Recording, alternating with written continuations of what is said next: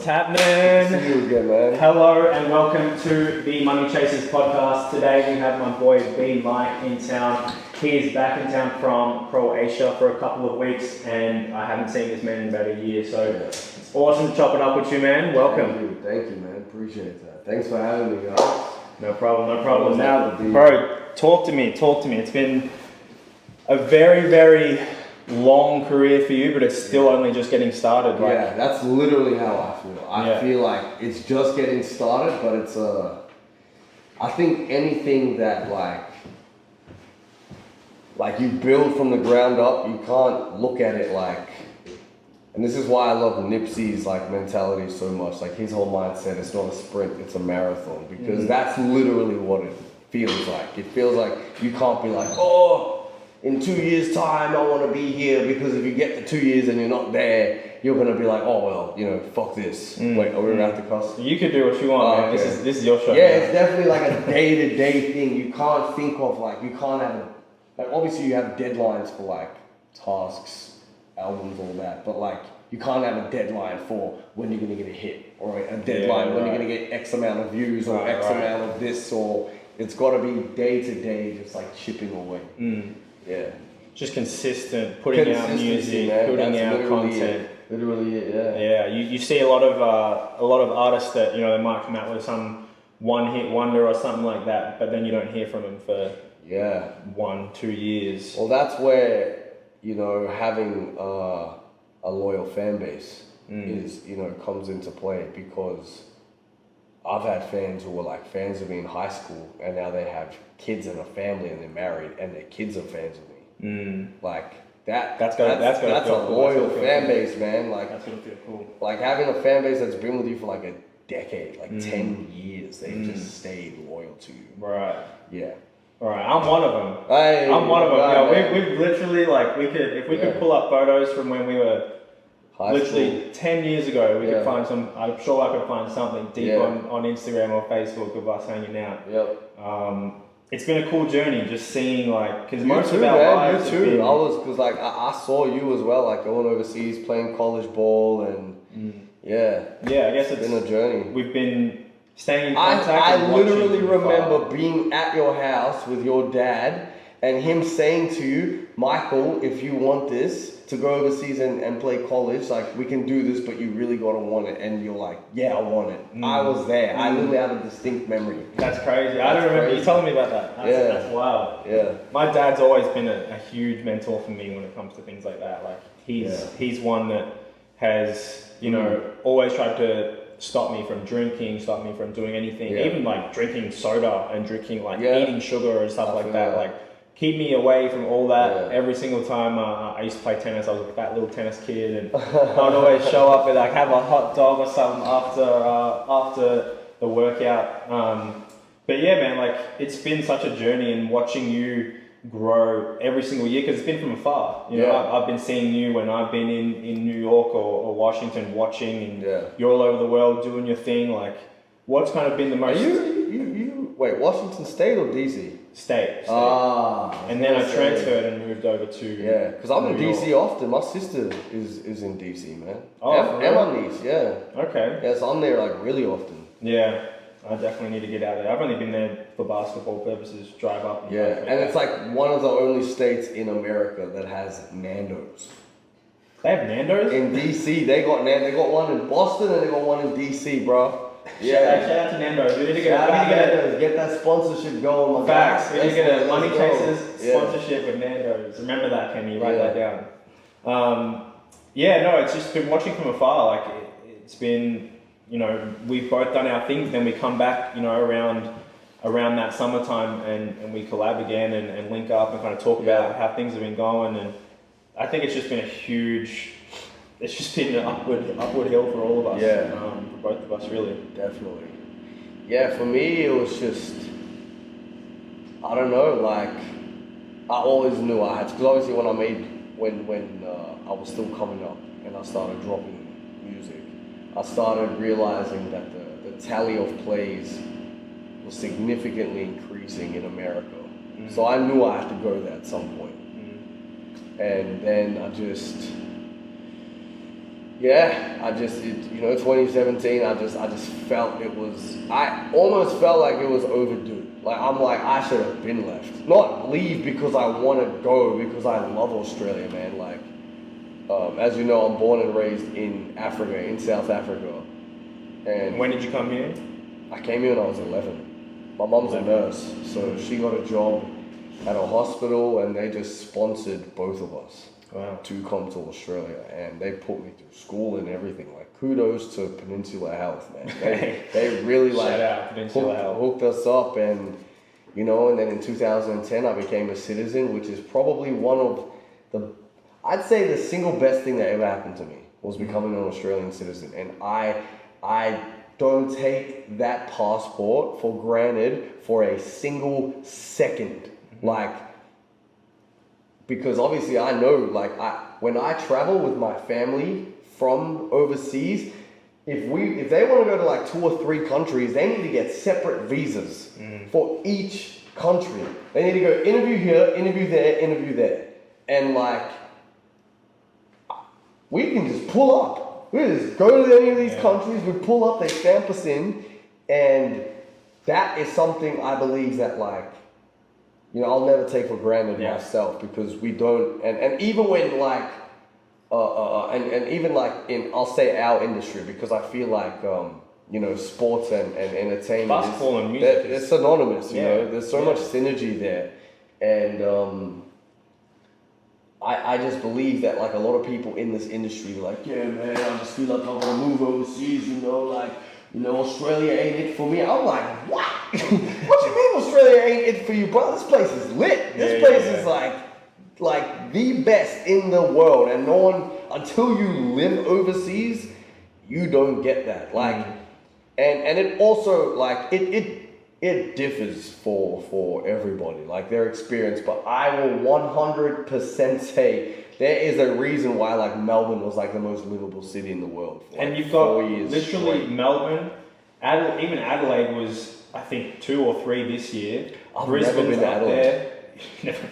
I've actually There's nothing there, though. I mean, I haven't had a vacation, like a natural vacation, since 2016. Like a place, like if I take 2 weeks off and I'm going just there to relax and that's it. I haven't done that since Bali, 2016. Whereas like I travel for work, and like if I'm somewhere, I'll take maybe 2 days off and just go. But like nothing ever switches off. I'm always on the phone. I'm always doing emails. I'm always doing this. I've never.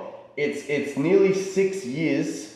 Yeah, it is actually 6 years. It's been 6 years since I was like, okay, I'm going to this place for 2 weeks to sip cocktails on the beach and just enjoy myself. It's been about 6 years. All right, so let's just listen to that. All right, take someone like yourself who has had a massive burst in your career, and you're saying you have not taken a day off for 6 years, pretty much. Nah, I will honestly say I probably haven't taken like a day off where I don't do anything, music or business, not once. And that's not like, I'm not exaggerating that. And I believe that. I swear to you. The trajectory in your career that's taken in the past 6 years, it directly reflects hard work.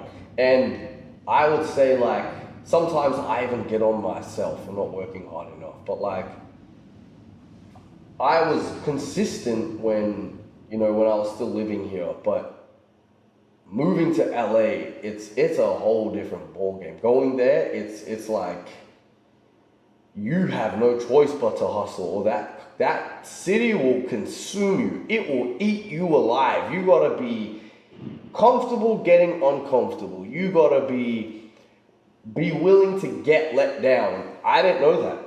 I had someone who was like, yeah, come stay with me. I'm going to take you to all the studios. And you just have this expectation. You think about what you see on YouTube and Instagram. And you're like, oh, it's about to be lit. I'm about to be over here with this guy and that guy. And it is not like that, man. You got to, unless you're like balling before you get there, you're going to live like absolute shit. Like literally, you're going to live like shit until you climb your way up. And it's pretty much like, I don't know how to explain it. Like that city is like it thrives off of like clout. They've got 20 million people in there doing this, trying to get that same goal that you're trying to get. Yo, it is wild because, and I can tell you, so many people will attest to this. A girl going to LA is a completely different experience than a guy going to LA. Like, as a guy going there, your lifestyle is going to be completely different because if you go there and you're a girl and you go to LA, like let's say you're like, I'm specifically referring to like my industry, like people who go out, they mingle, they network, they go to events, they go to the club, they're specifically there for that LA lavish lifestyle. If you're like, let's say you're a group of 3 girls going there for a girls trip, you're not waiting in line at the club. You're not. All your drinks are being paid for. Your dinners are being paid for. Like, I have friends who literally fly private in America and they don't come from that lifestyle here. It's a completely different thing. We don't really have that whole, like you do have the people who kind of like make it, they go to Dubai, they go to the kind of thing. But here in Australia, I think it's only starting to kind of hit the cusp on the turning wheel of that lifestyle. And you know what? Where that stems from? It's our generation's past of the tall poppy syndrome. To where if you're successful, if you're doing well in life, you're not supposed to show it, or you're not supposed to live. No. And you know what's crazy? Holy shit. I came back here and I had people tell me, "Oh, you've gone Hollywood." I'm like, "What?" Yeah, nah. I just have I have such, like, with my friends, and I've literally cut ties with people. I have such a high standard of an expectation of what I expect from a friendship and what I will do for you for a friendship. It has to be reciprocated. And people like, it's like people be like, "Who do you think you are?" And I'll be like, "No, who do you think I am?" Yeah. For you to have this sort of expectation, it's kind of like, okay, you've done this, and this. We'll give you a little leeway on that, and you're allowed to do X, Y, and Z, but don't you go there. Don't you say that. And I'm over here, like, I literally talked myself into where, and I'm not even like shit yet, but where I'm at, I literally talked myself into it. You don't get confident by getting successful. You get successful by being confident. You gotta have that first. You can't, and it does suck because I was delivering pizzas saying I'm the shit. Yeah. Do you know what I'm saying? No one wants to hear a pizza deliverer saying he's the shit. And that was me. I was over here like, I'll fucking fire you all up. I'll rap better than all of you, and I'm delivering pizzas. You know what I'm saying? Yeah. But I just knew it. I had a feeling this was my destiny, and it's something that I just felt. So inside of me. my favorite quote that relates directly to that is, "Before you can be, you have to become." Yeah. And literally, I use that in my everyday life as well. Yeah. It was about a year ago I decided I wanted to be a sports agent. Yeah. And from that point on, it was like, I don't have any, from that day when I decided I wanted to be an agent, I didn't have any clients. Yeah. All of a sudden I'm going around with people talking to them about how I am a sports agent. This is what I do. Yeah. You're going to want to have me represent you because I have X, Y, and Z connections. Yeah. Because I have played in the NBL, because I played college basketball, because of this, because of who I'm friends with, because of X, Y, and Z. Yeah. But I don't have any players that I represent right now. But you had rapport. Yes. So all that I had behind me was I played basketball at bro, high level. and everyone sees that. Like, you walk in, like us, where you were playing at Summer Jam, you couldn't walk 2 steps without you're shaking this guy's hand, that guy's hand, this guy's hand, and everyone and it's not just you know them, everyone has respect for you. And that's something that, like, it's very difficult to attain, is like respect. Yeah, and that's something that money can't buy. I really believe, like, yeah. No, and those things take years to build. Like, shout out to Piranha Summer Jam, by the way. Yeah, for sure. That was a really, really cool event because there was 200-300 people there that I personally knew each day. Yeah. So for me to go in there, and it was just like a whole basketball community, all of us were playing together throughout the whole COVID period because we couldn't go inside the gym. Yeah. So all of us were playing together outside, outdoors. So playing outdoors at that time was a really cool experience to go through.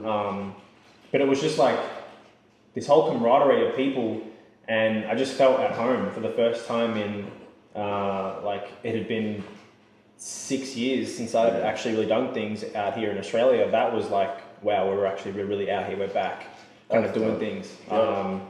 And yeah, it was just an amazing event, and things like that, to where you can actually put your networks to use, especially in my industry. Like, it was just all basketballers. So for me, that was perfect. It was like if you went to an event and there's like, you know, different rappers all around the place and different producers and things like that, you'd feel right at home. But for me, that was like, there is 2,000 people here, 200 of them are playing basketball, the rest of them know who everyone else is on the court.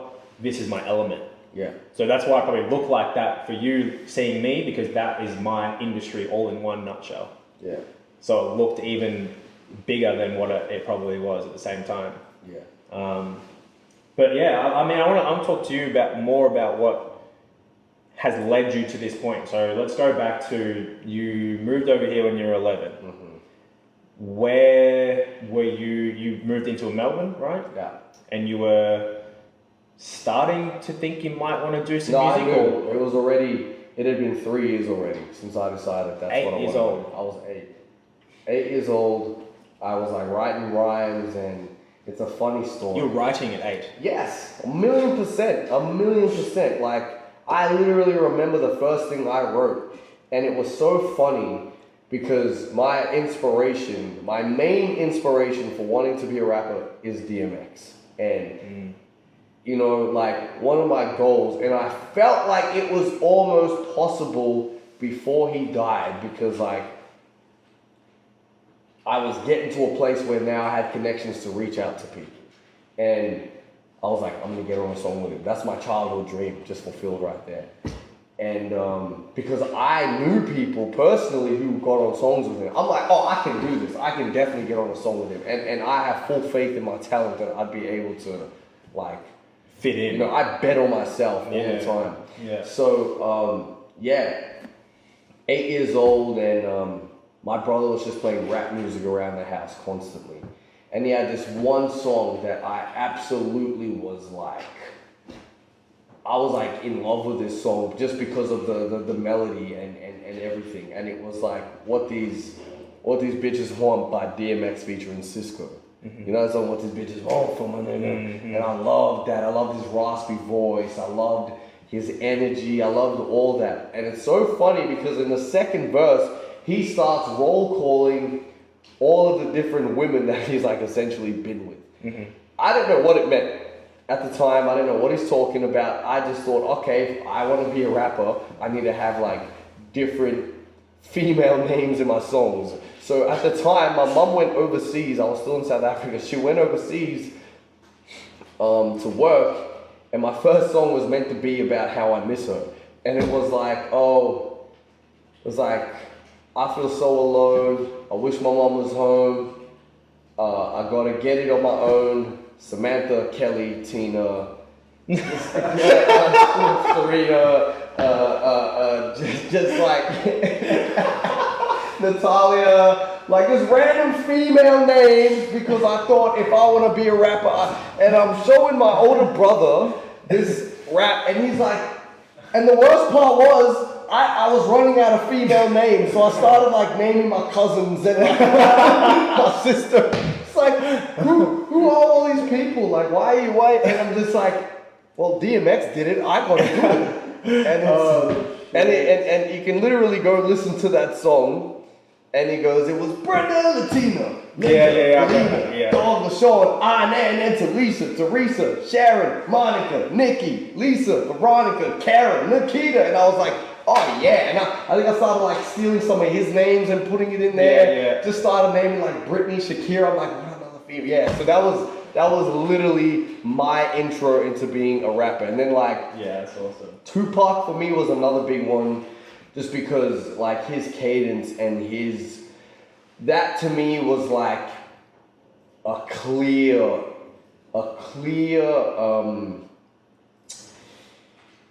like just showmanship of how important delivery is, because like an execution of like vocal execution, because anyone would maybe say like, you know, Biggie was a lyricist, like he was like, but for me like Pac just had this thing inside of him, you know, this is the way he just like projects his voice, and like you just felt it. I don't care who you are.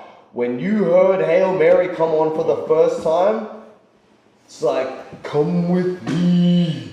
Hey man, run quick, see. You just felt that in your vein. You're like, yo, what the? Yeah. I ain't a killer, but don't push me. Revenge is like the sweetest joy next to get it. Like, I was like, yo, I love that. And that was something I took into my own music. And then I got into Eminem, who to me, on a technical level, is like the best to ever do it. He's wild. Like the way he would just like mold words to rhyme with each other that weren't supposed to rhyme. That was like just so impressive to me. So then mom gets a job in Australia. We move back. We move over here. I'm like this black kid in an all-white school, which was very, very weird to me. That was probably the weirdest thing for me. Just the assimilation process, and then just like, you know, kids are curious. They're gonna come touch your hair and shit. Yeah, I have those exact. And no, I didn't mind in primary school. It was in high school where it started getting annoying, because then it became almost like, okay, we're gonna isolate you. You're different. Like, you know, the whole sticking pencils in your hair and all that shit, because like, they're just, I don't know, kids are gonna be kids, and you know, like a lot of those people actually reach out to me, like, yo, I see what you're doing, man, music is cool, and I'm just like, shut up, like, but no, for me, I entered talent competitions and I never won. I don't know, like, rap wasn't like a talent. It was like, oh, you're just talking on words, like you're just talking on a beat, and it's just like, it wasn't a talent. You have to be able to sing. And even though I do sing now, I never sang back then. But never won anything.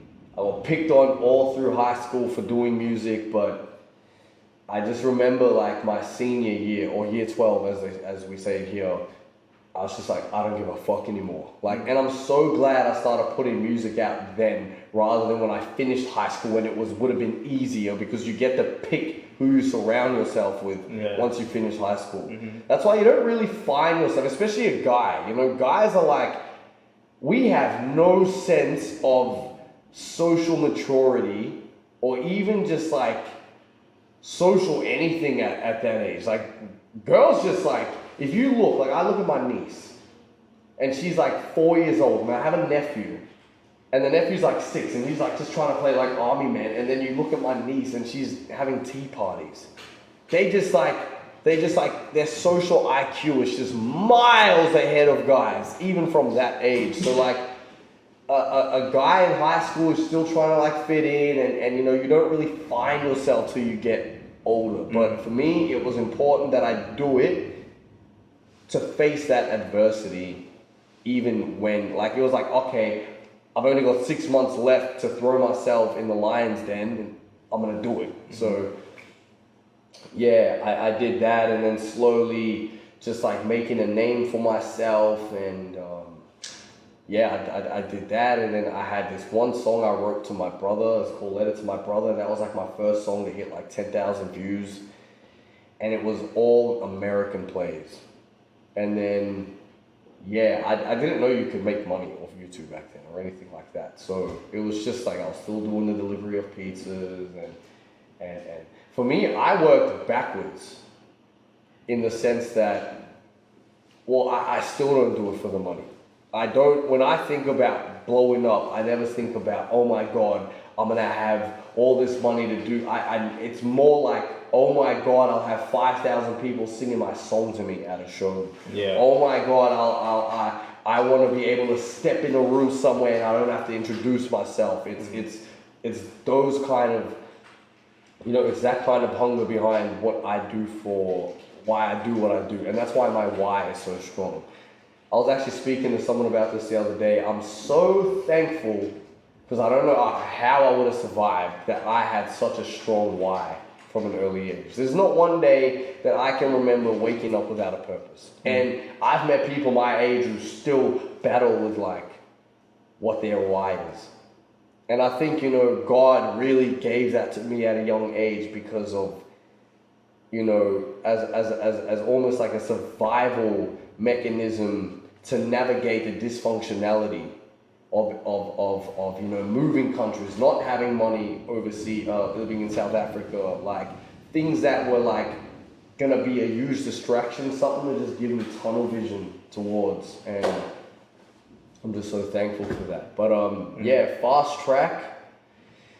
I started putting out, I think 2012 was the year where like all the consistency started to, 2014, 2012 I started being extremely consistent. Like, even though I was not getting paid for music, you would have thought I'm getting paid with how much. And I think that's kind of along the years.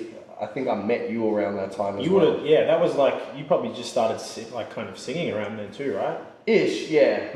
Melodic stuff. Yeah. But just putting out music at such a consistent rate, and I had no idea when I'm going to start getting paid for this. It was just, I just wanted my music to be out there. And I just gave myself every opportunity of exposure. I was trying to go viral every freaking second day with like these webcam raps, and like, you can literally go on YouTube right now and you'll still find them. There's one video I did a remix of Game Song Hustling, and at the beginning, and it's so surreal for me to watch this because I'm looking at it and I just clocked off from the pizza shop.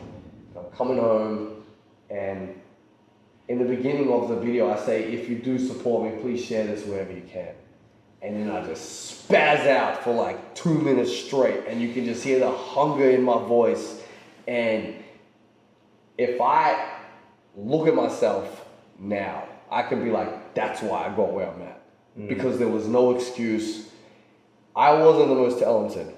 Out of all my friends who were doing music, we all surrounded myself with people who were way more talented than me. But I definitely was the most consistent. I definitely was the most dedicated. And even some of them would say things like, oh, you got lucky that a song popped off. And I'm like, did I get lucky with this song, that song, this song, this song, that song, that song? Because what? I've got pretty much 75% of my YouTube videos are all over 1 million views. All of them. I'm creeping up to 200 million total. So, thank you, man. I appreciate that. That's wild. So, is that luck? I'm 85% to 1 million subscribers. I don't know many Australian artists who have 1 million subscribers on YouTube. 1 million. And most of them, like probably 60% are in America. So that's why I had to move there. Well, go there, sorry. And I'm like this guy who kind of crept underneath the scene, which I'm kind of happy about because I still got to live like a humble life, so to speak. But for me, it was just important to build a fan base on my own, because now when I do label meetings, I have leverage. I haven't said yes to anything yet. I've only said no. And it's not no because I'm like, yo, fuck these labels, man. I'm not about to sign. No, but I'm not opposed to record labels at all. I am independent, and I do, and like artists who own their music did not struggle through COVID. We were lit. Everyone needs music. So everyone was at home. Streaming went all the way up for everyone. But the only people who reaped the rewards were those who owned the masters. So labels were raking it in, and indie artists were raking it in, right? And then you had a whole lot of artists who couldn't do shows, and That's the ploy they get you with. Yeah, we won't touch your touring. We won't. And here's another myth. All the money in music is in touring. Bullshit. Bullshit, man. Do you know how much like expenses there are in touring? In fact, every single tour that an artist does, the first tour, they run at a loss. Most of them. Most of them. Because, and that's normal. It's normal to run at a loss on your first tour, by the way. Extremely normal, because it's an investment to develop a touring fan base. And is this usually going with someone? So like opening for someone, or is this you running your own tour? Yeah. So if you're the support, and even if you do your own tour, your first tour, unless you just went viral, you're not doing hundreds of people. You're going to do like little 15, 20 little in dingy spots, you know what I mean? And you're living like shit in like, dodgy motel rooms with gas station food and ramen noodles, and I love that, by the way. I'm still to this day eat stuff like that. No, I mean in general, like I love like having this like sleep in shitty environments and to get it out the mud. I'm still a fan of that. Like that's me. Like I don't mind that at all. But what I will say is that there is so much revenue in music ownership.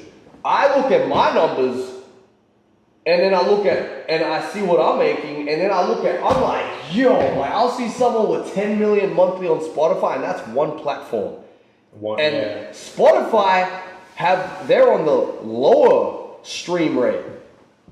Apple Music pays like, I think 30% more per 1,000 streams than Spotify. Really? So you're like, they're doing millions, like tens of millions of streams on Spotify and app. It's like, there is so much money in the music industry if you own it.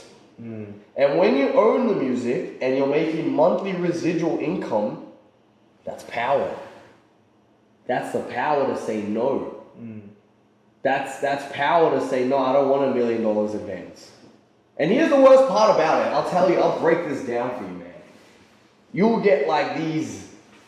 This is why so many of the blogs are so misleading. X and so and so signed for, not XXX the artist. I'm saying X like any person, by the way. So and so signed for $1 million. Everyone's like, damn, man, 1 mil. It's like, okay, let's break it down. And most of these guys, they have they have business managers, they have a lawyer, and they have a manager. Manager's 20%, business manager's 5%, and a lawyer's 5%. If you're an artist, stop giving percentages to lawyers. Pay their hourly rate. That is crazy. Crazy. 5% of my life? And you sit in your office and I'm busting my ass on you out of your fucking mind. 5%? That is wild. Yo, maybe 5% or 5K is not much, but 5% or 5 mil? Nah, I'm good, man. I'm good. So, straight off the bat, you get $1 mil. 30% is gone. Gone, right? And then you have 700,000, all right? And I'm talking about America because over there, you have to pay taxes on your advances, right? Straight away, 50% gone. So that's 300. You're left with 350K. And of that 350K, in your record deal, you have mandatory allocations, which means recording costs, video costs, marketing budget, artwork, distribution fees, which is a freaking scam because distribution in 2022 is hitting the button. It's hitting the upload. No one is storing CDs anymore. True. Why do we have storage fees? They literally will charge you storage fees. It's crazy. But the thing is, so now you're left with 350K. Let's say, all right, 100K for recording and video, 50K for marketing. So you're left with 200. Now here's the fucked up part about that, right? With your 200, you have to live for however many albums you got, right? And here's the worst part. Let's say the standard split, and this is a good split, is 20%. You get 20% of what your music makes. That's if you're good. 20%? Most is 11%. Yeah. Most is 11%. 11 to 20, that's probably where you're at, right? So for every dollar you make 10 to 20%. Sorry, 10 to 20 cents, right? Now, the million, you don't pay back the 350 that you're left with. You pay back the whole million, right? And you don't pay it back with all the money that you make. You pay it back with your 11 to 20%. So the whole time that the label's recouping, they're taking their 80 to 90, whatever it is, and you're paying back the million with your little 10 to 20%. Do you know how long that means? To pay back $1 million, you have to earn about 8 mil. 8 fucking million. Are you kidding me? It's a scam. Sorry. It's a scam. You're set up to fail right from the beginning. And here's how they get you. They just give you another advance. They literally just keep roping you in. Okay, yeah, we can renegotiate the deal. Here's another 400 grand at the same split. Yeah. Now your 8 million has turned to a 12 million recoup. It's fucked, man. The whole thing is set you up to keep you in, and they don't sign you for one album. It's 4 to 6 album deals, man. It's crazy. It is crazy. And the worst thing is, thankfully, I come from a family of people who are financially literate. My mom enforced it into me, ownership, since I was a kid. Own your music, right? And I also have a brother who's like, he's like a financial guru. He's the reason I'm also in real estate, right? And I kind of did everything backwards because I didn't go and rush to buy the fancy cars and rush to buy the fancy chains. Like, I just poured my money into investments. Investments that are gonna make my money work for me. Straight up. I bought my first pair of Jordans last year, 2021. 2021, my first pair of J's I bought in 2021. And it wasn't like I was like, oh man, I wish I could buy. It's just like, oh, okay, I like these shoes, and it never occurred to me. I'm not someone who's super flashy. I like dressing nice, but you don't have to spend thousands to dress nice. You know what I'm saying? It's a no-brainer. But what I'm trying to get at is the way to securing a good record deal is leverage, and the only way you get leverage is by staying independent for as long as possible. And that's my thing. So stay independent for as long as possible. Stay consistent. And be patient. That's like the way to do it. Sorry, I took your question to a whole nother place. Bro, that's the kind of things that I think a lot of people need to hear. Yeah. And that's something that doesn't get broken down. Like that's news to me. In an industry that I'm in, it's very similar in the sense that talk about the manager fees and things like that. Like ours is 10%, but we charge that to the club. But here's the thing. Here's the other thing, and this is where they get you, right? I'm about to go so deep right now. Go ahead. Holy shit, I'm about to go so deep right now. Take timestamps on this. We need to clip all this stuff. Yo, I'm about to go so deep. Because one thing about me is, I think the reason why I manage my finances so well is I have such a big passion for the business. I go in these meetings and I fucking redline everything. They hate me. They literally, I've done so many label meetings, they don't call me back, man, because they're like, what he says is making sense, and it's not profitable, right? A label is not going to offer you $1 million unless your catalog is worth $5 million. They're not going to do it, right? But here's where I'm about to go deep. So, the laws in all Commonwealth countries like America, Canada, or Australia, South Africa, and I think even India. England and stuff, yeah. The Commonwealth, under the monarch of the Queen and stuff, right? There are so many music laws to protect artists, right? So the manager can't fuck an artist over, right? So there's certain ways that they get you. For example, excuse me, in California, that's under British music law, that you can't. It's almost impossible to fuck an artist over from a managerial point of view. So what some of these managers do is they sign the artist, they lodge the contract in Louisiana, which is under French law. And that's how they get them in these lifelong contracts, sorry. Another thing they do, which is one of the reasons I don't have a manager, is because most managers aren't willing to do this. They want 20% gross. So if I'm selling this fucking coffee cup right here, right? And let's say it does 100,000 in revenue, but it costs me $70,000 worth of overheads, right? Some of them want 20% of the 100,000, which my capital paid for. So I lay out 70,000, and I lay out $70,000 to make 100,000, and which means my profit is 30,000. The manager wants to take 20,000 off the top. They want before expenses. So he takes 20K of the 100,000, and me, the artist, I'm left with 10. How the fuck does that make sense? They want to take.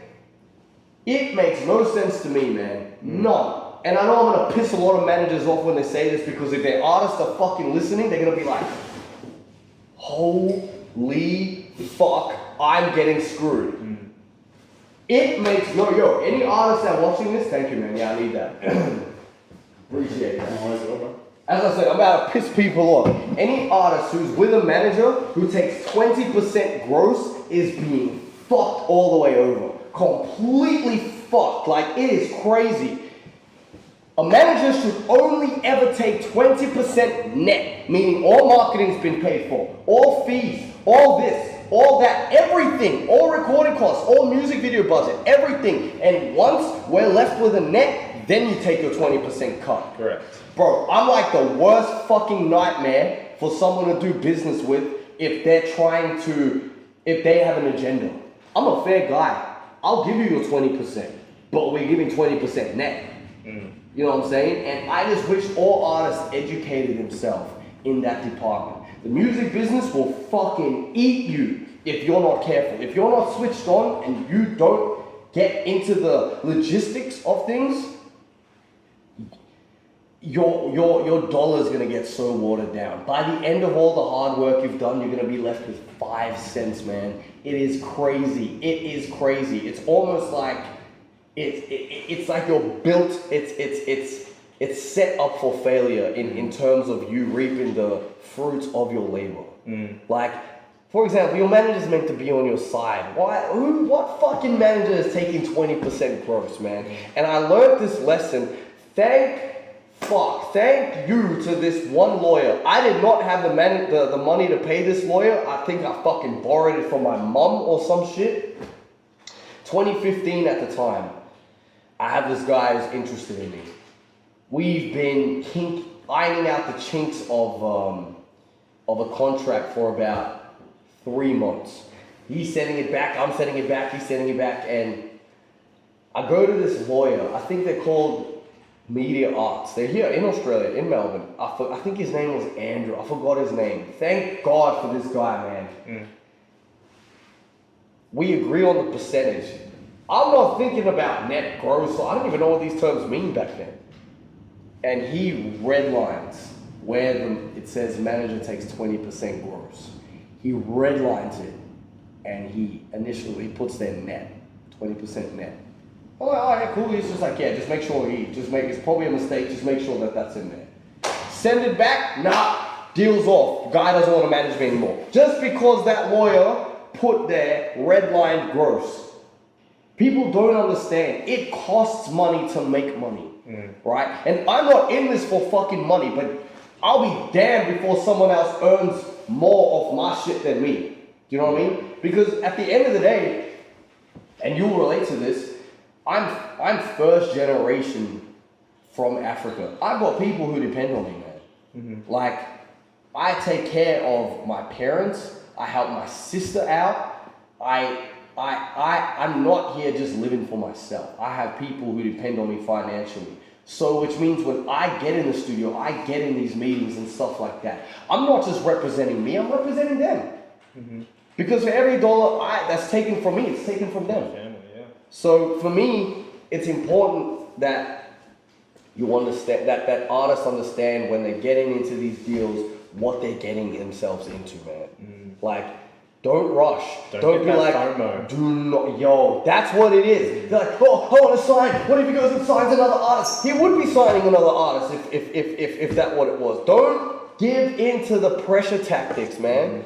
That's all it is. Yo, man, you got to make a decision by Friday. Fuck your Friday. Fine, leave. You want me. I'm the cash cow. I'm the artist. Everything revolves around me. Without not me, but artists in general. Without us, the music industry is gone. No music. Yeah. We're the fucking nucleus, not them.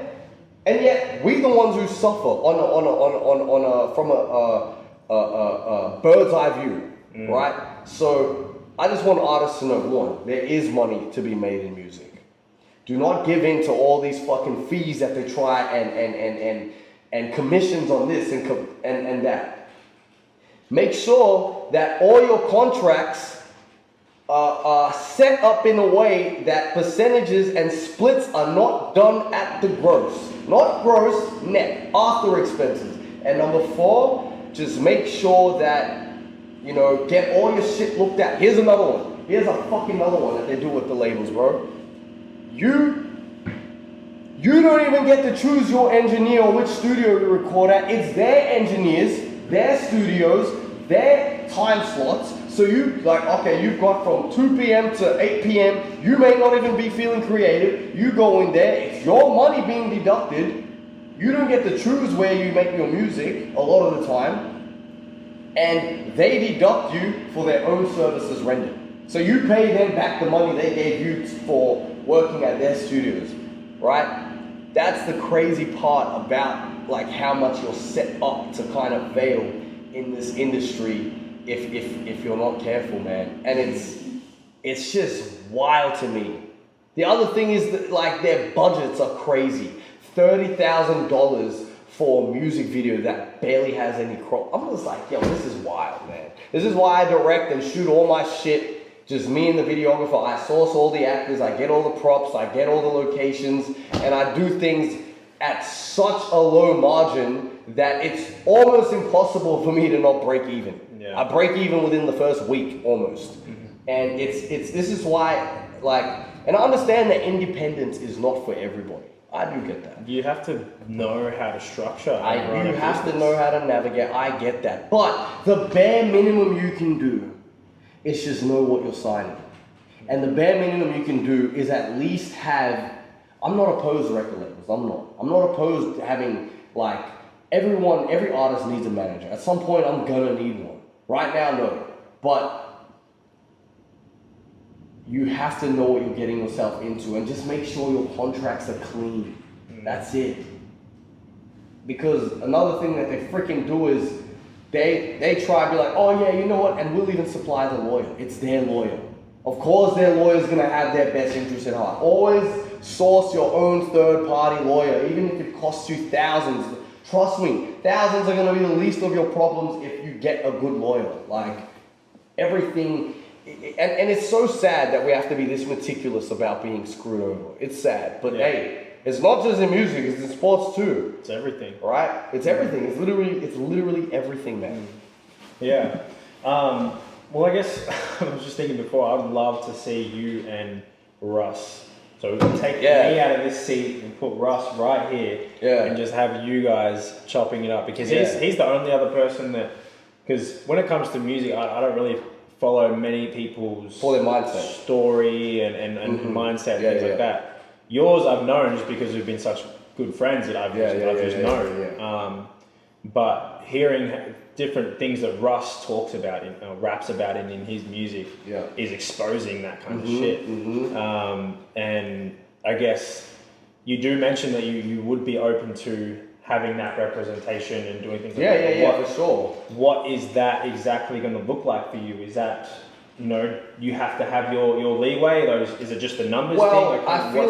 I feel like if someone had to come into the equation now, it's not them giving me a contract, it's me giving them a contract. It's like, yo, sign it. You know what I mean? Because if someone, they'd have to first prove themselves to me, because I need to know that they are as good as they say they are, number one. And number two, as soon as they sign, they instantly are getting a percentage. Yeah. Right? It's not like they're building me up. I'm already built. You're instantly earning residuals. Like, you would have to come in, and I'd have to know your worth. And I don't know, man. For me, it just has to be right, you know. I'm not here to screw anyone over, but I'm damn sure not getting screwed over. So it just has to be fair. Like, I could not sleep at night knowing I've screwed over somebody. There's no way I'm signing anybody, and that's even with a label, man. Everyone's got to eat, you know what I mean? But it should never be, and this is something like one of my mentors, you know, one of my landlords, he told me a contract should never be one-sided. It should never be someone got screwed over. It should always be a compromise. It should be, and it can't feel like a compromise isn't gonna feel good. It should never feel like, oh yeah, I got one on him, and it should never be like, oh, he got one on me. It should be a meet in the middle, everybody's fair, but at the end of the day, artists we are the honeycomb of the industry. Without us, just take it this way, remove the record labels, does the music industry in terms of artists, do they live on? Yes. You move the artist, does it live on? No. It's impossible. So that's just where I stand on that matter. And you know, like, man, it's easy for me to say no to money because I've been earning all these years, and I make residuals on what I have created and is rightfully mine. So it's easy for me to say no to $1 million. Why? Why would I? I'm good. I'm good over here. And you've also grown up not having money. So you can get by. Yeah. Obviously, it's a different situation now, but starting out, you knew you could get by. You don't have to jump at anything right away. No, definitely. You gotta have patience. And, well, I can't fully agree on that, because when in 2013, I was begging Warner Australia to fucking sign me. Begging. I wanted it, so I met up with them. I wanted it so bad. I was chasing them up. They just didn't want me. And thank God they didn't want me, man. Thank God they did not want me. It forced me to learn the business. It forced me to understand, like, how to record myself. How to just, like, I can go to any studio in the world and run the session myself. All the time. I sit in with sessions with engineers and I teach them shit. They're like, what the fuck? Like, how do you know all this? Like, and it's because, I'm my own engineer. And me and Tuna, my producer, which is the reason, you know, I kind of set myself up to be between, America and Europe. Me and him, bro, we're just like this little fucking two-man music sweatshop. We don't know what the fuck, we just click out here. Let's try this, and it works out. And what I wanted to say was, here's another thing that artists should understand. Own your means of operation. Holy crap. If that was not the most single important thing I think I did, was you gotta become your own IKEA. And what I mean by that is IKEA does not source its materials. It has its own forest. IKEA literally has its own forest. From the time the tree is cut to the time it is purchased at a consumer level, it's IKEA the whole way. You gotta be your own IKEA. You know what I'm saying? And if you own your means of operation, it's almost impossible to lose. Because there's no... I remember I made this video back in 2013. And this is back when Facebook was going viral. You know what I mean? You remember back then, you just go viral like everyone's posting each other's yeah, walls man, and everything. all that shit. Like, the algorithm was just crazy back in like 2012. and I'll upload this video pretty much telling artists to stop paying money to go to studios, and I'm like, this is how I do it. You can copy me. You don't have to do it. It's up to you. But this is why I don't pay to go to studios. This is why I'm in my bedroom. I make music, and I don't have a time limit. There's no time constraint. If I don't feel like it, I just go do something else. I play video games. I come back. And all I had was like this tiny little microphone, this small ass interface, and a shitty ass computer, and I cracked the recording software, and I just YouTube tutorial how to mix your own vocals, and there's like some 13-year-old kid in freaking England. It's like, so what you want to do is you want to take this and put it over there, and then you just take your vocal and you take the EQ, and I'm like, what the fuck is the EQ? And it's like, it's all simple. You just take it over here and you just move this, and then you get your vocal, then you add the compression, and basically what compression is, you take the loud parts and the soft parts and you make them all the same volume, and I'm like, okay. Somehow that made sense. So I'm just like copying what he's doing, learning for myself, and suddenly I don't have to go to a studio. Yeah. And that's what everything is on YouTube now. yeah. You can learn it. You Yo, can type in anything. fuck high school, bro. I didn't learn a thing in high school. I didn't learn a thing and I went to audio school. Another thing, that's a freaking scam. Audio school. Do not go to university to learn how to make music or produce music. That is a freaking scam and a half. Holy shit. That, you're not gonna learn shit. You know how you learn? You stay the fuck home, you get a little day job just to earn your bread on the side, do your little side hustles, and fucking YouTube all day. That's how you're gonna learn. Yeah. I didn't learn a thing from audio school. In fact, I kept deferring, and I came back, and the guy who had the degree says to me, he calls, he's like, why the fuck do you keep coming back here? I'm like, what? He's like, one of the audio technicians there. He's like, why the fuck do you keep coming back here? I'm like, what do you mean? He's like, bro, just don't fucking come back. Like, this is like, because he knew I was serious about music. He's like, bro, this place is a fucking scam. Like, it's literally, and he's like, do you think I'd be here? I came to this, he went to the same university. He's like, you think I'd be here assisting with all the like the technicalities of the studio and being the technician and helping the students out if I could be out there working with artists? He's like, you think I'm like, holy shit, that makes sense. Yeah. And it's the same thing with business school. Why is this professor teaching me how to run a business? If he was so successful, he wouldn't be here teaching me for freaking teacher's salary. No sense. Makes no, obviously university is good for engineering, not audio engineering, like mechanical and construction engineering, by the way. Some have obviously different reasonings for like medical and like law, all that shit. Yeah, business school. Fuck business school, bro. What the hell? You want to be a good, like, you can get your business degree like later on, like my brother did, once he already made it. But man, it just made no sense to me why this guy is trying to teach me about how to do marketing. If he was so good at marketing, he'd have a marketing firm. He wouldn't be here working 9 to 5, busting his, I just understood that. So my whole thing was, and still is, own your means of operation. Try your obviously there's some things you have to get outsourced. Like, I'm not gonna freaking master my own records. I'm gonna send that off, right? But when you're on the come up, you shouldn't be doing that. You should be finding a way to do it yourself so that you can put music out at a quick rate, right?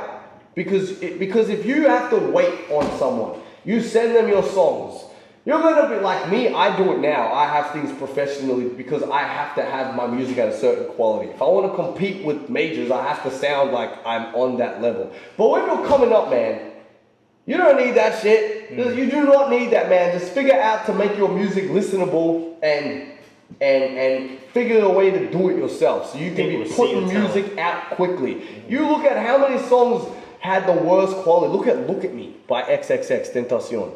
That quality of that song, you can just hear the distortion in the microphone, and it was like what, 7 times platinum or some shit, right? You do not need it. If the music's good, it's gonna speak for itself, right? I got a song right now, Baby Don't Cut, 20 million views, close to 20 million streams, and then the acoustic nearly has 20 million streams. sounds like it was recorded on a toaster. Because it was back Right? then. It was. Back then. It was. When you dropped but the content was good enough to move through those mediums of like, and the parameters of like, it needs to be professional sounding. Fuck all that, man. Honestly. Fuck all that. Obviously, once you get to a certain level, you do need professionals in the mix to do things. But when you're coming up, if you're working a 9 to 5, you should not be spending freaking 60% of your income at studios, because you're literally spending almost as much as whatever the fuck that guy is using to make your music, right? Just get a little laptop, get a fucking microphone, get an interface for that thing right there, that Focusrite, that is, the quality on that thing is crazy.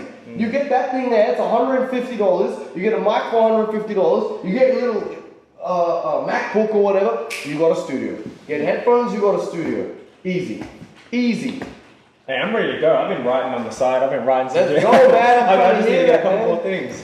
No, that's sick, man. That's I think awesome advice for a lot of up and coming artists out there that just need to hear something from an independent artist like yourself. And there's a lot of really really cool things and more diversity that has come from singing and rapping. Like Definitely. You've expanded it in so many different ways. Yeah. Talk to me about some of the things that's been going off, say off the court for athletes, but outside of the studio. Yeah. What's some different things? I'll touch on the whole singing thing. I'm not like a natural born singer. Like I used to not be able to sing at all, and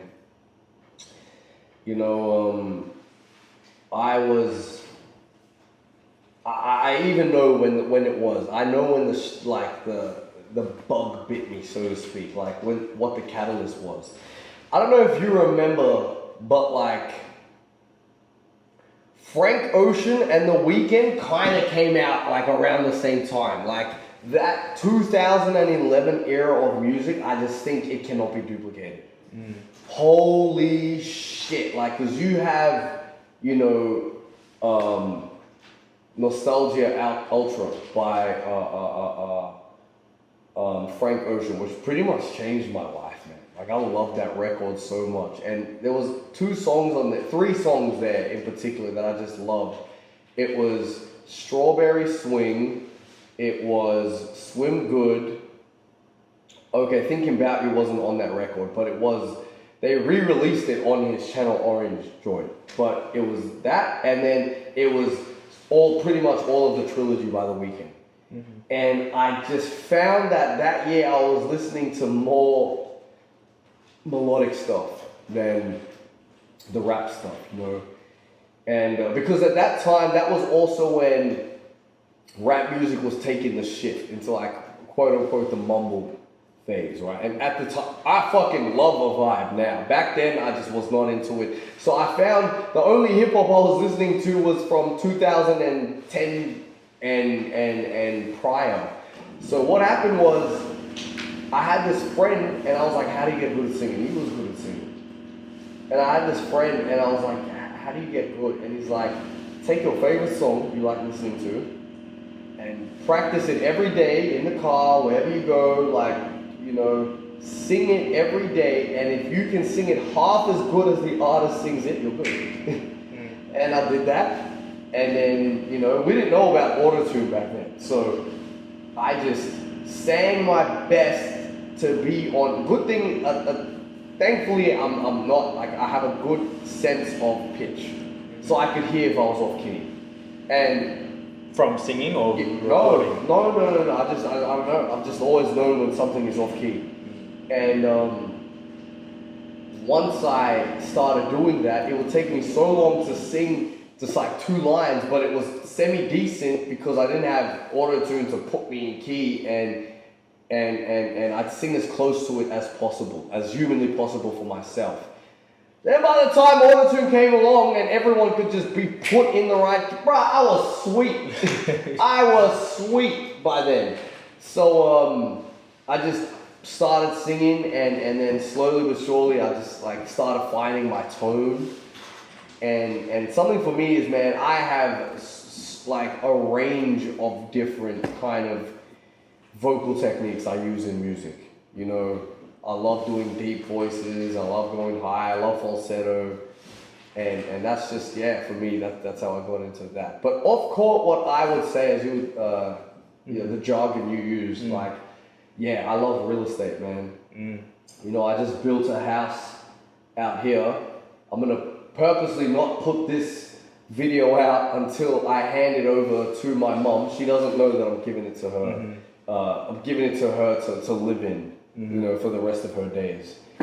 And then it's also something I'll be able to pass down to like my children one day and stuff like that. But it's like, you know, which is like all-time life goal. That was my fucking goal, was give my mom a place to live, because we've never owned, man.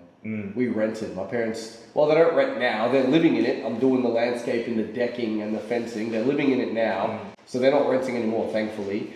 And also just the whole just retiring my mom. That was like a big goal of mine. Like, you know, other day I was booking their tickets to Europe back and forth and South Africa back and forth, and I did it all in one day.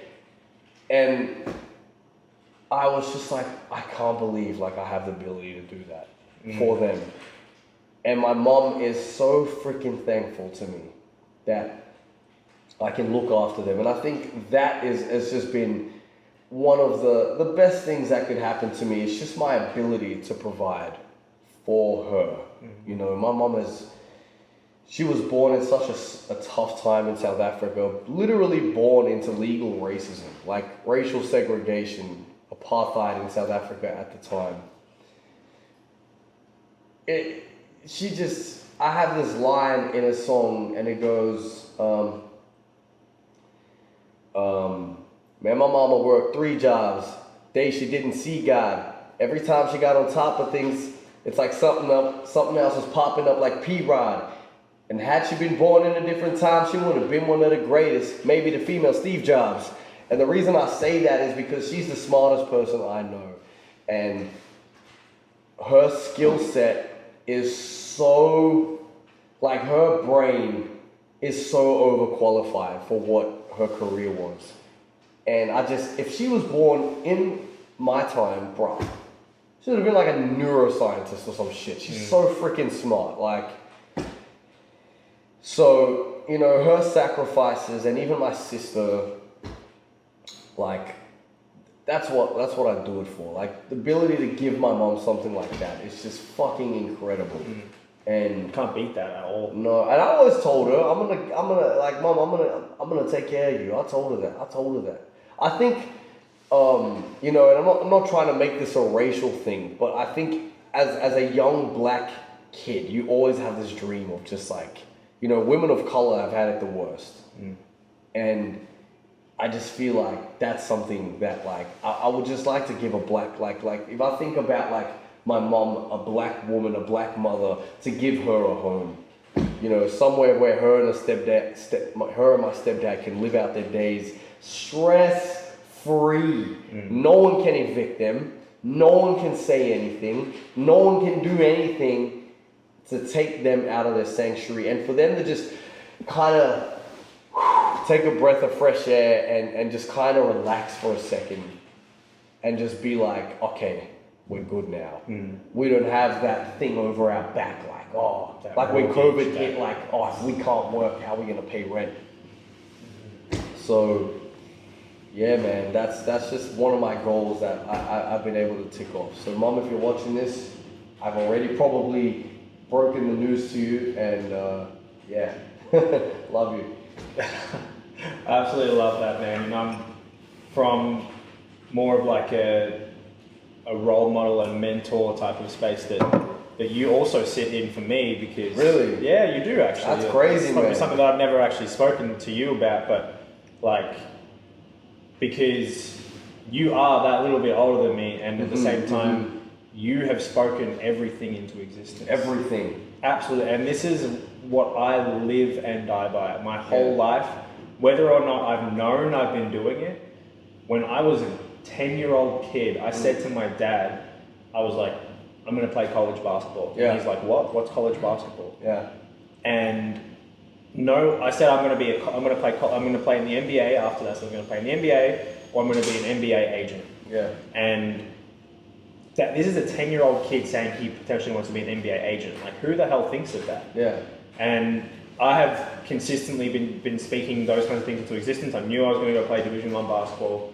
I knew I was going to stay within the sport at some point, some aspect, some way. Yeah. I knew I was going to get into media and do things like this. So even something like this is one of the first things that is natural for me to do. Yeah. And I want to do this. I want to talk to people all around the world. But to see that you have spoken absolutely everything into existence, to say to your mum, I literally said to my mum this time last year that I was going to, all the stuff that I'm going to be doing for her. Yeah. I don't like telling people, I like telling the people in my circle. Yeah. I won't go out on social media and say, this is exactly what I'm going to do. Mm-hmm. I'll tell people in my circle that, you know, are around me and give positive energy and believe in me and are only going to shed positive light on that, because if I go out and say something and then someone tries to put that down in their own way and talk about it with their groups, it puts negative energy on me. I don't like that. Yeah. So when it comes to things like that, seeing that you've actually done it, mm-hmm. and you're in the position to retire your mum and let her chill and let her do her thing, that's exactly where I want to be when I'm 29. Yeah. I'm 25. Well, for me, man, it's like, and you know what, man? Don't even like put time. I hate time constraints. Even if you do it at 31, 32, it does not matter, man. The thing for me is that I didn't have. If someone had to tell me like, yo, you got to be in this for 10 years before you start, I'll be like, oh, fuck this. Like you can't. You don't really want to be putting too many time constraints on things. Just go with it. Just do every day. Just get into it and do it as a daily thing, man. And eventually, you know, as like for me, man, I'm not even shit yet compared to where I have to be. I can see it. You can see it just as more than anyone, 10 times more than anyone. But I'm watching every single day. There's something else. I'm sitting at home during COVID. All of a sudden, a song with the game comes out. Yeah. I'm like, hang on, what? Yeah. I literally played it, and you are the best person on the track. Thank you, man. Not even just hyping you up on some my boy shit. Like you were by far the best person on that track with the game, bro. Thank you, man. Like people need to. If we can get it pulled up on the actual podcast, well then we will. But that is an incredible verse that you let out at the end. Thank you, man. Thank you. Yeah, it was funny. He wasn't on the song. My friend, shout out Swisher T, man, and he sent me the song, and I was like, yeah, I'm gonna get it back to you. And I think I was busy with something at the time. It took like 2-3 days. Then he messages me again. He's like, yo, bro, can we please do another record? I'm getting the game on the song, and he unfortunately chose that one, and he doesn't want to do any other one. And in the middle of me writing, yeah, bro, of course it's the game, of course you can say, I backspaced it all and be like, nah, bro, you gotta keep me on this record, please, I'll do whatever it takes, you can keep all the royalties, I don't care about the split, I'll share it, I'll promote it, keep me on the song, bro, and I'll fucking deliver. And that fucking day I sent the verse back, and he was like blown away, he's like, yo, you killed it. And then he was like, nah, you gotta go last. Your verse has to be last. And I was like, oh, appreciate that, man. Thank you so much. But yeah, even to you, man, thank you. That it's so weird. Like if this was 6 years ago or something, I'd be like, oh my God, I'm on the song with the game. But like once you just get to a certain level of working, it's like, of course I'm on a song with the game. Like I've been working to this. Yeah. But it's not even, then you do have the surreal moments, but it's more like, I don't know, man. Like I just want to be, I want to even look back on this and be like the same way I look back on myself, back when I was, you know, like, as I said, like delivering pizzas or, you know, going full time in university, the same way I look at that and I'm like,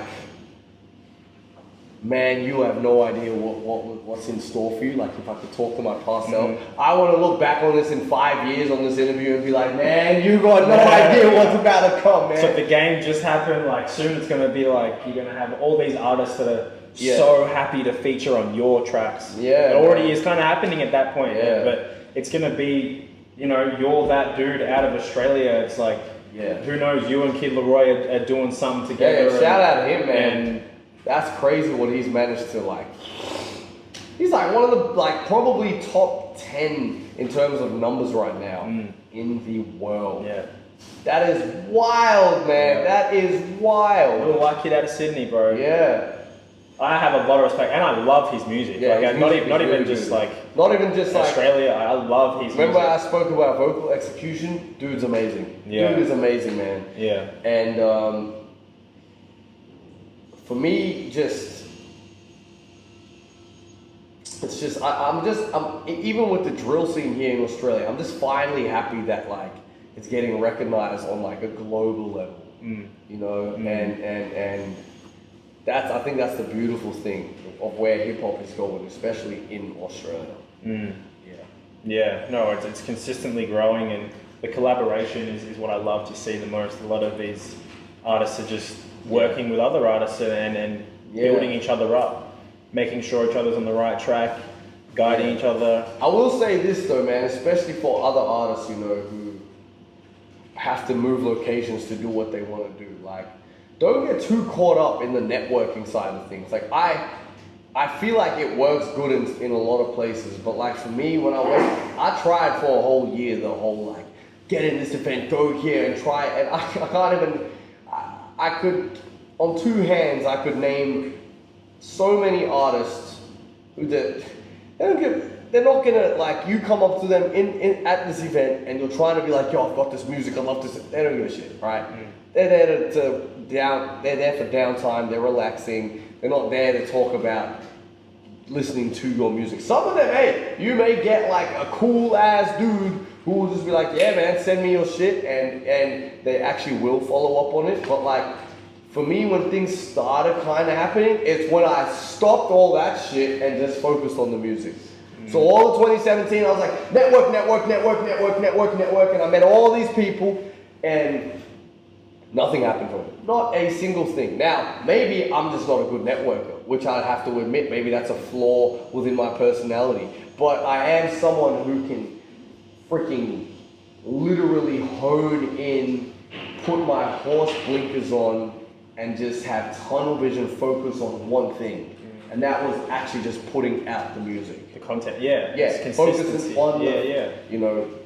And the YouTube algorithm, man, it's literally based on watch time. So if your shit is good and people are watching it for a certain amount of time, it's gonna get recommended to other people.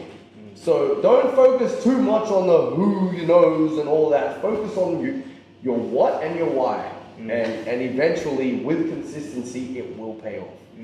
I can't remember what I was watching. I watch a lot of your music, like especially because the music videos you put out are actually very, very entertaining. Yeah. So I watch them, like, you know, if I'm just chilling at the crib, like having prees or whatever. Like I'll put on, I forget who I put on. It might have actually been Kid Leroy.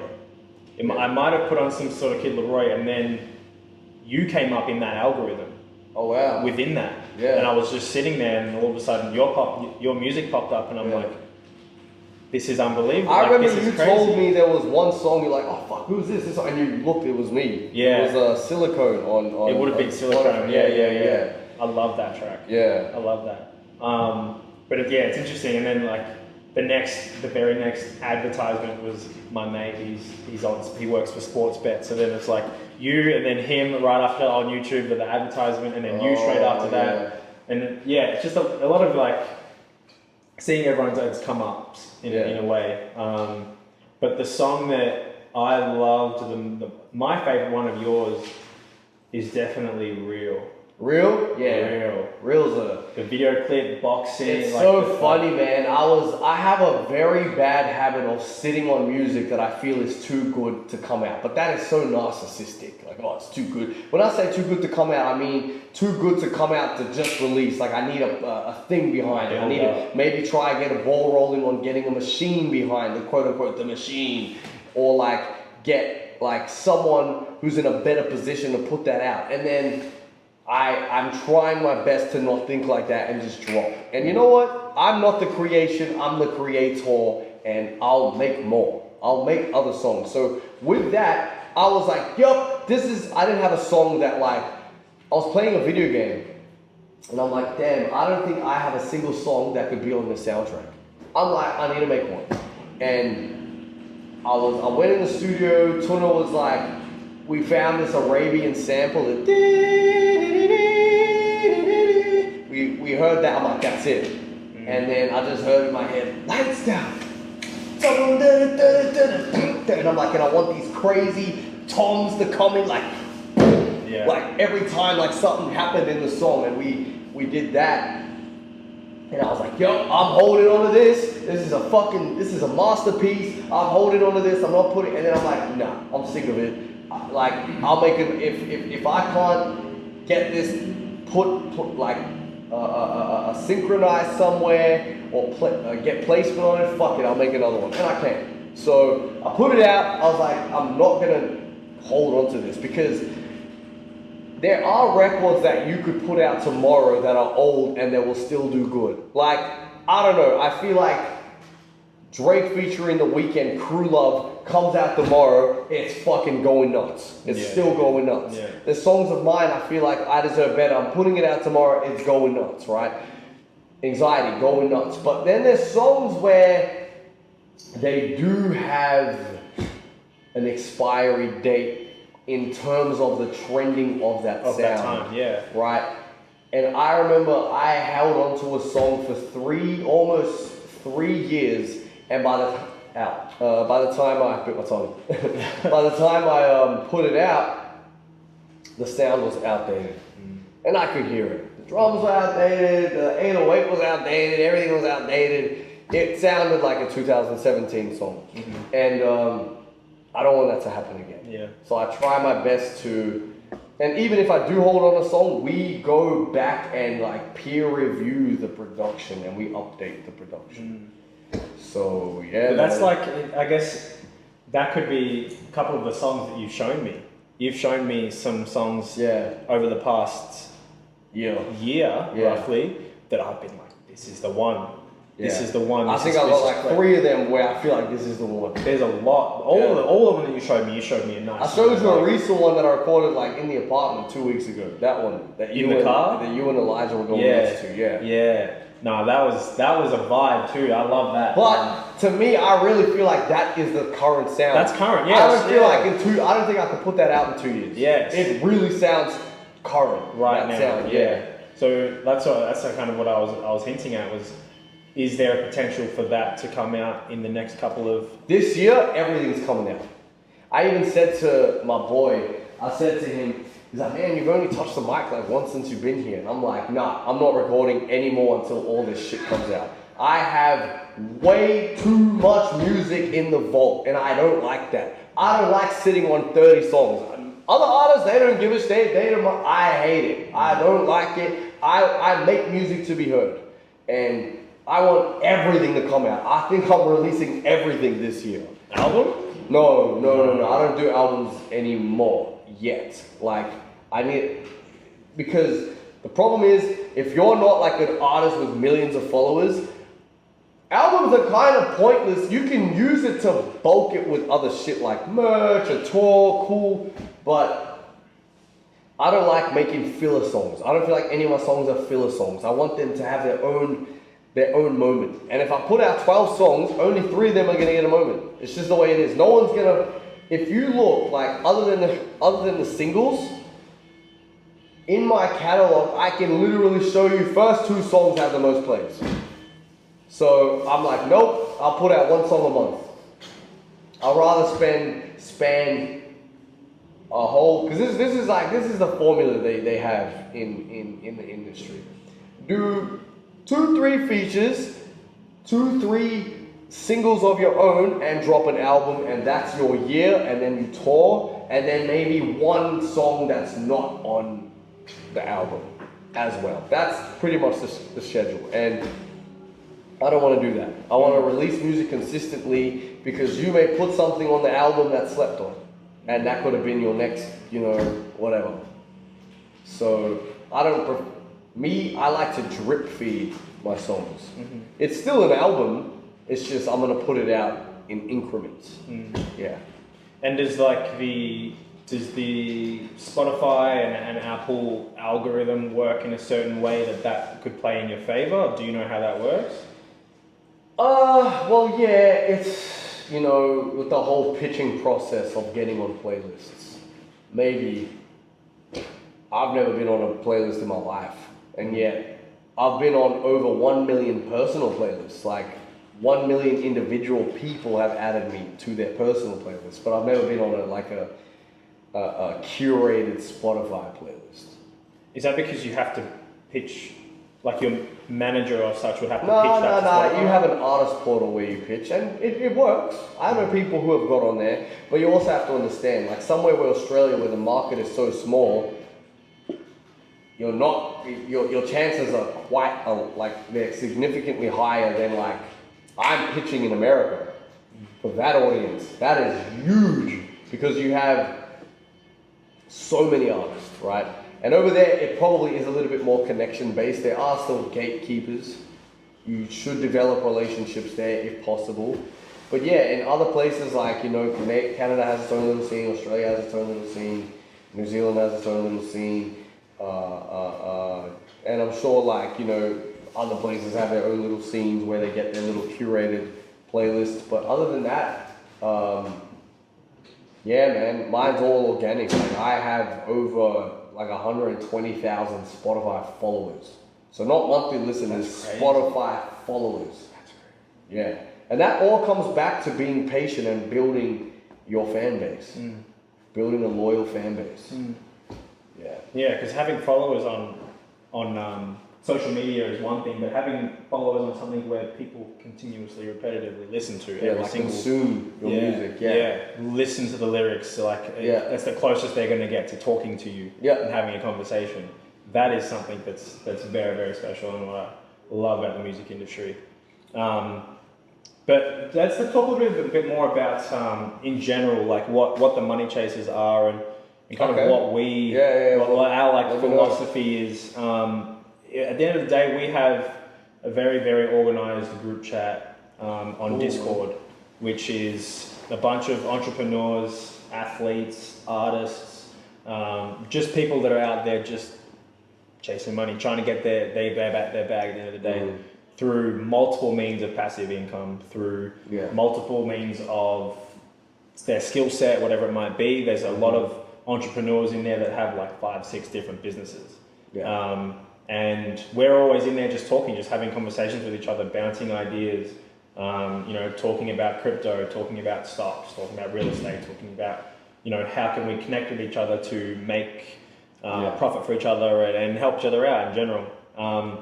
That's something that we've got in the plans at the moment, is working on an NFT project. Cool.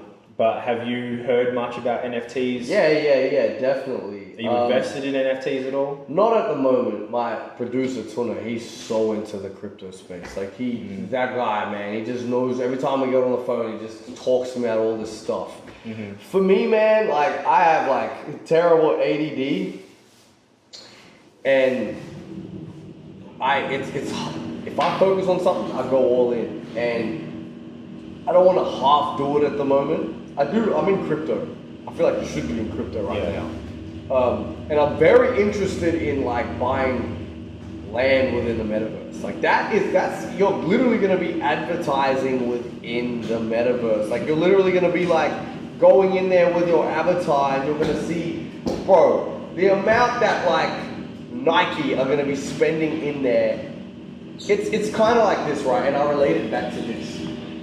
No one really knows this, but You play an EA Sports video game on a PlayStation 1 in 1999, and you're playing football or something, and all along the sideline tickers is adverts. It's a PlayStation 1, and you're seeing Nike, this, that, Gatorade. Those are placements within a video game. So we're going to be doing the same thing, except it's live. Everything is going to be live. You're going to be walking to, and it's crazy what it's going to be. You're going to have like casinos where you bet real money, and you have real, like, the casino will literally lease the land from a real person because they're actually generating real, like, crypto there. Yeah. It is crazy. It's mind-blowing. Yeah. And like a year from now, we could even do something like this today if we had, you know, the Oculus goggles or whatever. We could sit down and actually have this conversation right now, and you would feel like I'm right here. You would see my whole silhouette or whatever avatar I dress up as. That's we could crazy. literally sit here and I could look at you at your face and be like, I'm right here, and my hands would be moving exactly the same. Yeah. That whole bodysuit thing freaks me out. Like, we're gonna have a bodysuit. Like, are people gonna be like having sex in the fucking? That's nuts to me, bro. That Black Mirror episode. Yo, that thing is freaking. That to me is just wild. Yeah. Wild. I don't know if I'm ready for that yet. Like, sometimes when I hear some of this shit, I'm like, yo, pack me and my dog up. We're going to the fucking forest and we're living there, bro. Like, it's kind of like. The worst thing is, not the worst thing, but the crazy thing is, because it's on the blockchain, the government has no control. No control, nothing. Over what gets done. It. They can't stop the technology. Yeah. But the crazy thing about NFTs, for me, that's the most crazy part. Like, yeah, the artwork is cool and all that, but just the technology behind it. I'd say in probably less than a decade, we won't have physical identification anymore, because it'll be harder to, like, defraud. Because each ID coupled with facial recognition will be like, it'll all be systemized. Like, your unique, like, NFT serial code will be only coupled with your face. So like, someone will bring in like, oh, this is me. Let's say someone wants to go underage clubbing. Oh, this is me. And then you have this face scanner there. It's like, no, it's not. This isn't your face that matches this ID. That's literally what it's gonna be, man. Yeah. You're not gonna be able to travel on a passport that's not yours, like people have been doing. That's literally what it's gonna be, man. And it's the amount of ample opportunities for people that are actually somewhat know what they're talking about now, even if you don't really know. The conversation what you just said now is you're interested in buying land in the metaverse is you're already 10 years ahead of most people, right? But by you thinking even, I might even have a look at that might be pretty cool. That is so far ahead. People are like, crypto, I'm not putting my money on that, it's going to get hacked, I don't know what it is, blah, blah, blah. They're just so closed off to it, a lot of people. But there is so many movements that are happening in the world that you can't deny what is happening. Well, it's kind of like the .com revolution, man. There were people who were so freaking smart. When they could see what the internet was going to be, so they would go out and buy the Mercedes, what's it fucking called? The domain. Yeah. They would go buy the Mercedes domain. They would be like, people are probably going to watch porn in the future. Porn.com, this.com, that.com. They'd purchase all these little things, Nike.com. Anything that they knew was going to be valuable in the future that this company's going to have to purchase from them, they just purchased it all, man. And they sold it for hundreds of thousands, maybe even millions.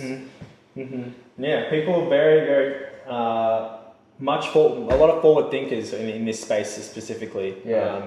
Looking at, talking with one of our business partners now, David. He's working on some stuff to really take advantage of the metaverse space, and we'll get him on a podcast one day where he can explain. And, what happened with like the whole like Mark Zuckerberg, like Facebook or metaverse lost like 25 billion a day. What was that? Why did that happen? And like, When was it? This was just recent? you didn't see that? No. The biggest stock price drop or revenue drop in stock You price didn't know drop in history happened like 10 days ago, bro. Damn. And like I think Facebook's stock or their new company Meta dropped 25 bill. You can literally look at the graph and it's like drops. Yeah. We pull that up on the computer, David. I have no idea why it happened. That's crazy. But it happened. Yeah, I don't even know. I haven't heard that. I thought it was because, like Meta, because they changed their name to Meta, they were creating like a monopoly, and so they had to allow like other companies like Microsoft and whatnot to get into the metaverse space. They couldn't like create that monopoly for them to like. Yeah, you see, they try to monopolize the market, which is this is where the government regulation like sucks because like they're gonna come in at some certain points and like. Well, there's always going to be a monopoly. Like there already is in the social media industry, like Yeah, except for of Twitter, course. obviously. But like Look at Amazon, Twitter, man. I mean, you look at Facebook. It's Facebook and Instagram. They're two of the biggest. And then Yeah, Twitter but came there's up. still cracks. That's how TikTok slipped through. Yeah. Do you know TikTok used to be Musical.ly? No, isn't there two separate companies? No, it's the same thing. So Musical.ly was first. They stopped because this is how I knew. If you had a Musical.ly account, you could sign into TikTok on your Musical.ly account, and you'd still have your videos from like 2014. Oh, really? Yeah. Yeah, people don't know that. TikTok, they just rebranded from Musical.ly to TikTok. That's smart. Yeah. That's smart. What happened to Vine, man? Vine was. Yeah, I thought it was up. Why did they stop? I don't know. That was what set all this up.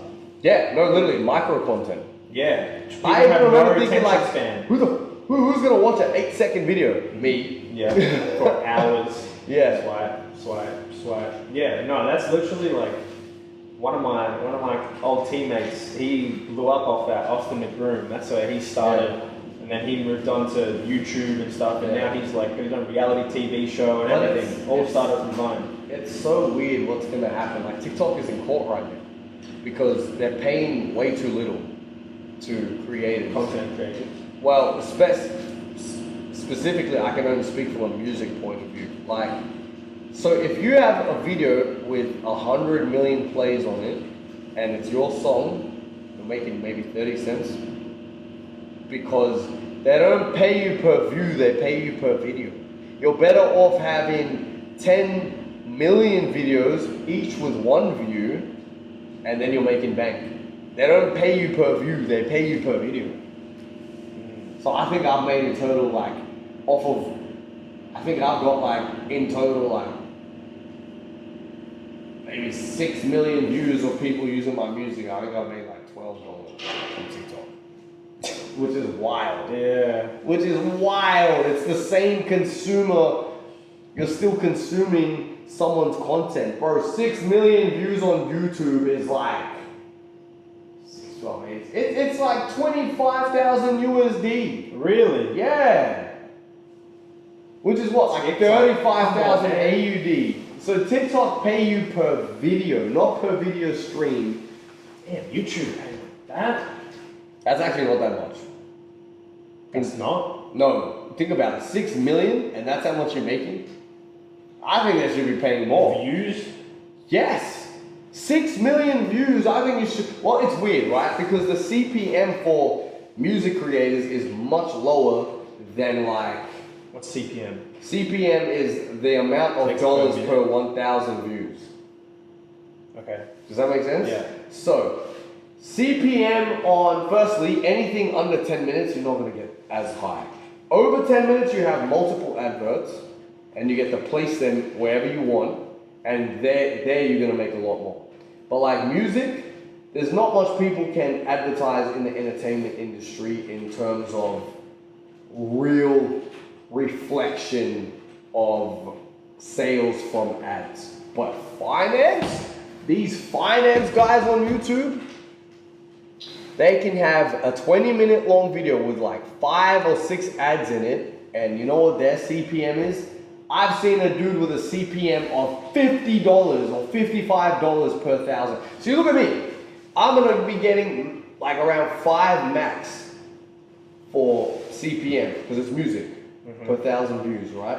So my 1,000,000 views, which will pay maybe 4 to 5 grand, versus this guy talking about crypto or stocks, his 1,000,000 views is paying 30 grand. Yeah, wow. Right? Whereas Money Chase's YouTube is going to blow up in the next couple of months. Yeah. For sure. That's wild. But I think Patreon's better because you're not censored. Well, if we sit here and use the C word, we're going to get a whole lot of censorship, right? So you got to be, your Patreon, you can just say whatever you want. Right. Or am I wrong? Can you? I'm not on Patreon. Can you say whatever you want on Patreon? We haven't been saying, well, we've been saying whatever we want. We haven't had any issues so far. Yeah, I think Patreon is much less like censored than YouTube. Yeah.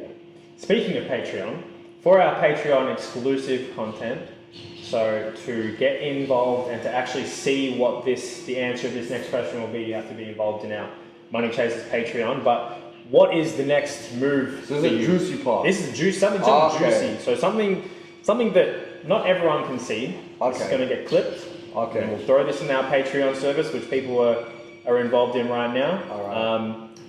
What is your next move right now at this point in time? Oh my goodness, that is something that just kills it for me. I'm just anxious to get out of here. You know where that stems from? Yeah.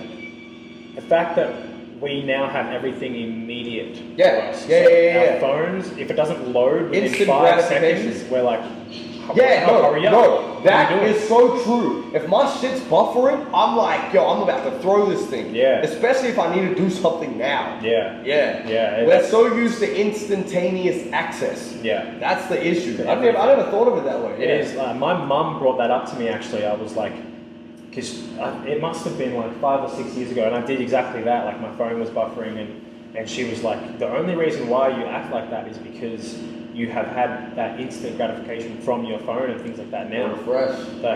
Immediately, whatever you need is right there in front of you. And especially with 5G and stuff coming out now, we're never going to have to worry about anything loading ever. Yeah. Ever. And literally, it's going to be horrible. And you think you have bad patience now. It's good that you're actually thinking about it because 2 or 3 years time from now, you're going to actually be able to calm down. Our kids are going to be good. Are going to be.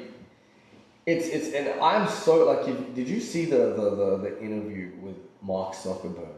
And they asked him, he's like, we've made it so safe for Messenger to have kids. We have parental lockouts and and all that. And then they're like, do you allow your kids to use Facebook? And he's under oath, and he's like, no. Do you allow your kids to use Messenger? No.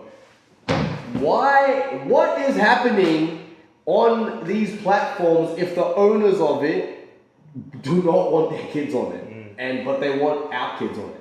That's the way I'm weird. But here's the other thing: if you tranquilize your kids' technological advancement on their learning at an early age, you're setting them up to not be as I'm gonna just say computer literate as other kids. So you have to kind of do it to ensure their, future survival within whatever the future is gonna be. So it's weird. You don't want to give too much. We're kind of lucky. We were born in the transitional period of I still listened to cassettes growing up. I still had a Walkman. I still. Each phase you end up with the iPod. The 90s kids, we had it the best. We still had, we were on the cusp of the new age and the old age. Yeah.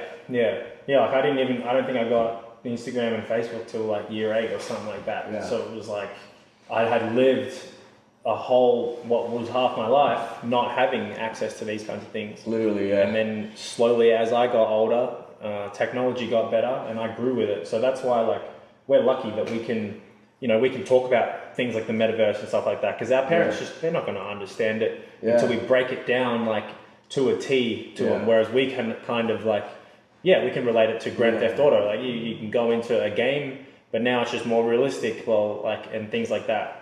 But yeah, no, I think this is such early days. We've said it a couple of times. Yeah. For your career, for Even for for yours, mine, man. metaverse, everything that's happening, like we're seeing a lot of things unfold, and it's so good to know that it's early and we're staying humble and we're just going to consistently work at our crafts. Yeah. And it's going to be a very, very interesting 2022. I think so too, man. Travel just opened for Australia.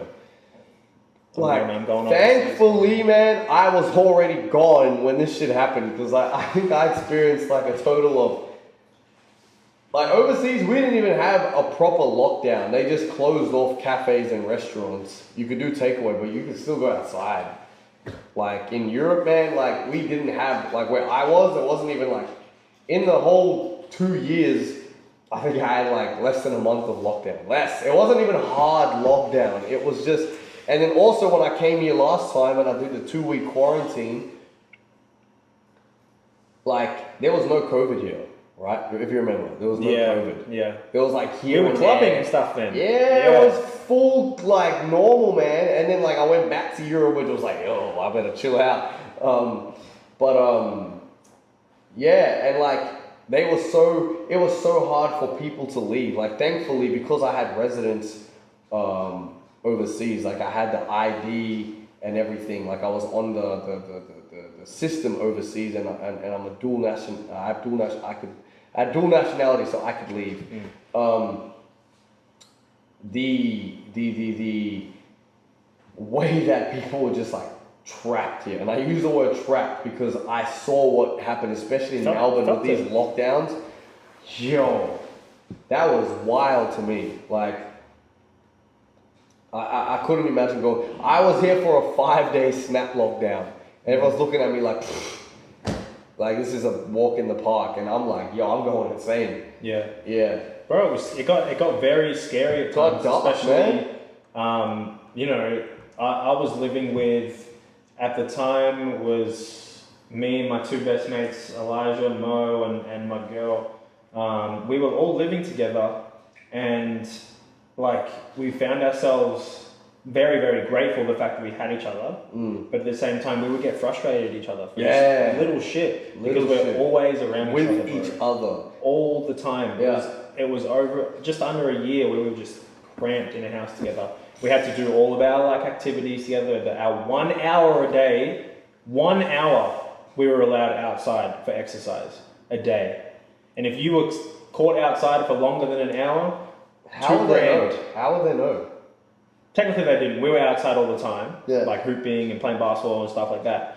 But, if you're caught outside without a mask, you had to put it on, or there was a point in time where if you were caught, you were just given a fine. Yeah, I did see that. You were just handed a fine. Here's your fine. And if they caught you on Facebook, like instigating, like Catch-ups. justice of the peace or whatever, you were fucked. Yeah. I saw that. And then it would go on the news, bro. It would go on the news if there was people catching up, and there was like, remember there was one, it was like there was a party, it wasn't even a party, I think it was like a gathering of like 15, 20 people.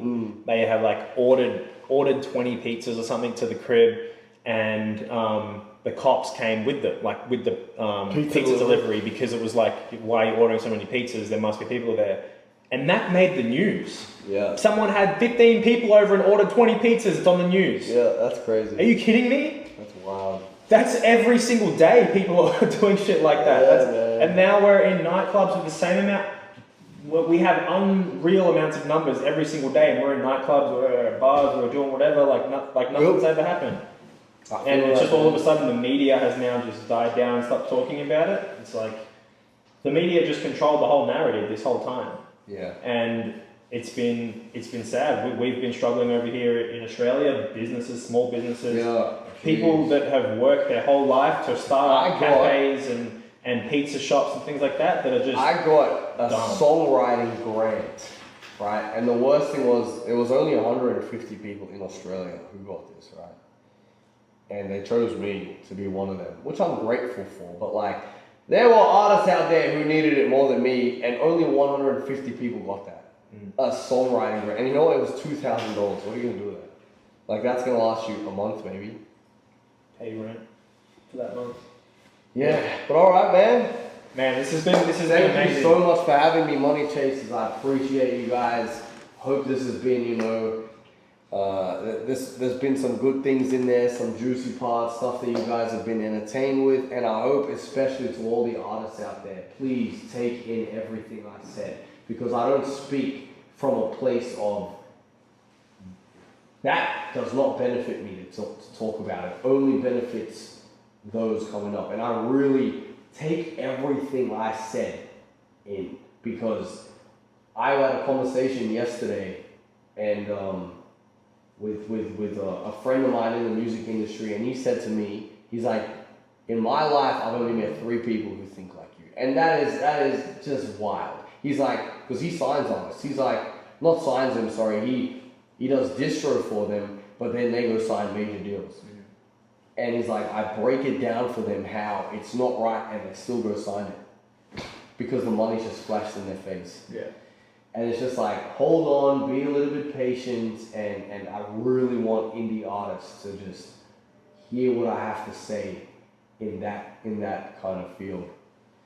Man. But yeah, man, thank you, brother. Inspirational stuff, brother. I Thank appreciate you. you. I hope to get you back on a podcast in a couple of years' time and Yeah, see where things are at then. man, 2022. sure, let's go. We're in Australia. Who knows? Might be in LA. Yeah. 2025 or Definitely. something. Speak that into Love existence. it. All right, man. Thank you. Peace.